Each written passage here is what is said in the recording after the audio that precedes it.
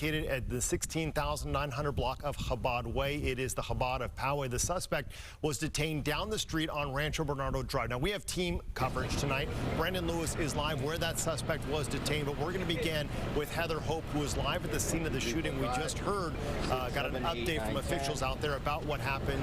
Heather, what's the latest? Right, officials now with San Diego Police as well as the FBI, a part of this joint investigation along with the San Diego County Sheriff's Department. They'll be back out here for another press conference about 4:30. And what they're telling us, in addition to what you were saying, Steve, with those injured being held in stable condition at Palomar Hospital, that 19-year-old suspect, being 19 from San Diego, police do have his address. He is being investigated and interrogated right now. We're told close to 100 people is what the sheriff is saying still inside the Chabad Center right now as they are being questioned. They said they are still being kept at bay as they're being interviewed right now from officers. Right now, we're also told that the Anti-Defamation League, they're holding at Poway High School, having trauma intervention team specialists, talking with people there. They're making that available. We heard from so many people in that press conference, again, from the mayor, as well as so many law enforcement officials. The mayor, Steve Voss, was always able to say and tried to keep as calm as possibly as he could, saying this is not who we are here in Poway. Still so many questions out here. Some friends and residents, people who have worshipped here at the Chabad, saying that Rabbi Goldstein continued on with service even as he was shot in his hand. They said he continued on powering through his message. Now for the latest on that 19-year-old suspect, police say they are now looking to his social media post. I'll send it now to my colleague Brandon Lewis for the latest on that. Brandon? Yeah, Heather, we are just a little bit west of the 15 on Rancho Bernardo Road near West Bernardo Drive. That's where the Phil's Barbecue is, where this all came to rest. The suspect's vehicle, the Honda that you see there inside of the police tape. Police confirmed that he actually called 911 to say he was involved in the shooting. Now, since this call originated near a freeway, it automatically connected him to CHP.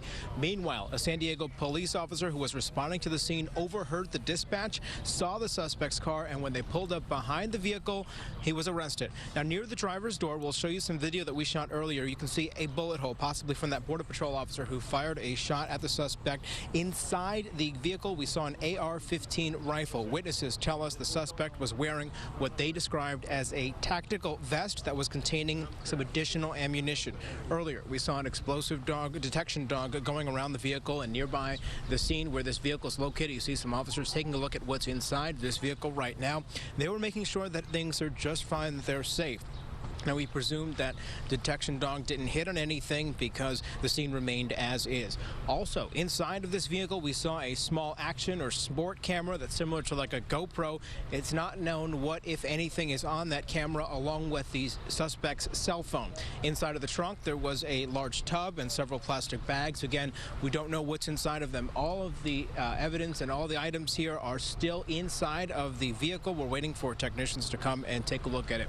Meanwhile, homicide investigators from the San Diego Sheriff's Department and agents with the FBI are speaking with the suspect.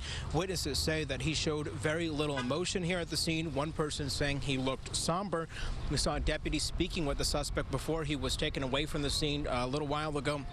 And we didn't know what is said between the two. The Sheriff's Department is now declining to comment on anything that the suspect may be saying, and that's why we don't have any potential motive for why this person decided to open fire at a synagogue. Now, this is still a very active investigation. We are waiting for further updates from the Sheriff's Department, and of course, we'll continue to bring them to you as soon as they become available. We'll go ahead and send things back over to you, Steve. All right, Brandon and Heather, both thank you. Okay, so once again, a shooting around 11:30 this morning at Chabad of Poway. It's believed there was just one gunman involved. He walked in with a rifle, fired multiple shots. That suspect is in custody, as Brandon mentioned. Border Patrol agent happened to see him first, fired a shot. Then San Diego police officers joined in. The suspect did at that time pull over, get out with his hands up, and was taken into custody without incident. Unfortunately, one female who was shot at the Chabad of Poway has since passed away. We understand 3 others are at the hospital and were injured. Let's go ahead and take a live look now from Jo Eager. She joined us above to tell us what's going on as far as she can see from up above the situation there. Good afternoon, Jo. Hi there, Steve. Yeah, we just got here a few minutes ago, and here's an aerial view of what's going on. A very active scene still with numerous sheriff's units on scene. Astria was out here earlier. Our pilot was conversing with them, and they were here for quite a while this morning after it happened at 11:30. They do ask, the Sheriff's Department is asking that people stay out of the area, and they have some road closures. Espola Rd is closed between Summerfield Ln and Avenida Florencia. So that, from what I've heard, will be closed through tomorrow. So you definitely need to stay away from this area as authorities continue to investigate the scene. That's the latest from Chopper 8. Steve, back to you. Joe, thank you. Okay, obviously the big question here, the motive. Why did this all happen? At this point, authorities are only telling us it's a 19-year-old. They're not telling us what he's saying, if this was a hate crime or if he just had an issue with a certain person at the Chabad. But let's go ahead and send things out to Rancho Penasquitos. Richard Allen, live near that suspect's home. Richard, is there any information you can tell us, either from what neighbors are telling you about him or just what you have heard about why this may have happened today? Well, Steve, that is the question on everyone's mind. Why would anybody do this? Now, to let you know where we are, we're about 7 miles away from the synagogue itself. We are in Rancho Penasquitos in this normally very quiet neighborhood off Carmel Mountain Road.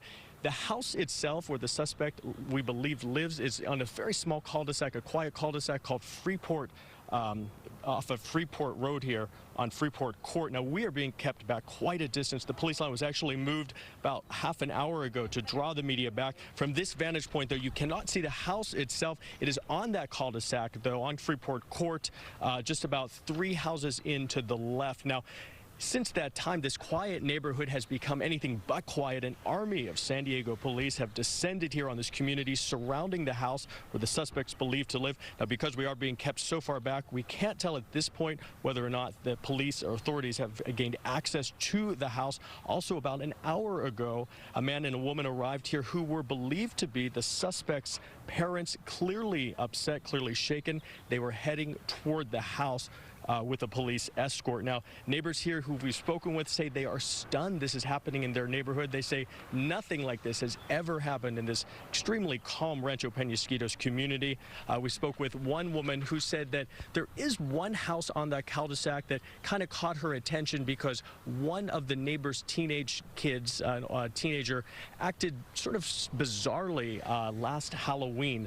But at this point, we don't know if that has anything to do with this. Also, at this point, there is a shelter-in-place warning for all neighbors here in this community. Anyone who does live in this neighborhood right now is being asked to stay inside. In fact, if they're arriving home, they are being asked to park outside of the police line, and they're being escorted to their homes. Now, once again, we're about 7 miles away from the synagogue itself where this shooting took place. We're here in Rancho Penasquitos where the suspect is believed to live. We are surrounded. There's a small army, I would say, of San Diego police right now. We're also awaiting the arrival of the FBI. But again, Steve, as you asked us as well, the question on everyone's mind is what could the motive be? Neighbors here say they are perplexed that this could have anything to do with their community here. Steve? So many unanswered questions at this point. Richard, thank you. Now, earlier today, we heard from the mayor of Poway, Steve Voss. He spoke about the resilience of the Poway community. This is not Poway. The Poway I know comes together as we did just a few weeks ago at an interfaith event. We always walk with our arms around each other. And we will walk through this. So once again, to recap, a 19-year-old has been arrested in connection to a shooting at the Chabad of Poway. 3 people are injured at the hospital. Unfortunately, a 4th person, a woman, has since passed away from her injuries. Happened around 11:30 this morning there in Poway. And that 19-year-old, believed to be the only suspect at this point, is in custody. As you heard Heather say, the police still have a lot of people to interview, maybe as many as 100. Why were there so many people inside that Chabad on today, a Saturday morning? Well, this is the last day of Passover, and so they were holding a very big ceremony there today to honor the last day of Passover. They were going to wrap it all up with a big meal, and so there were more people than usual at that synagogue there today in Poway. The good news, that rabbi, so calm under pressure, as you heard Heather say, talking to the suspect, probably saved many, many lives there. Unfortunately, though, we did have that one tragedy. Okay, we are still gathering more information at the scene. We are expecting another update from authorities in the next couple of hours. So stay with us right here on Channel 8 as we will have the very latest information coming into you as soon as it becomes available. We'll send it back to our regular programming.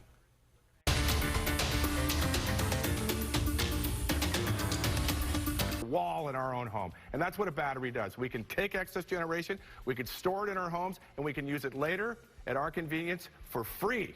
And that right there, that is independence, baby. That is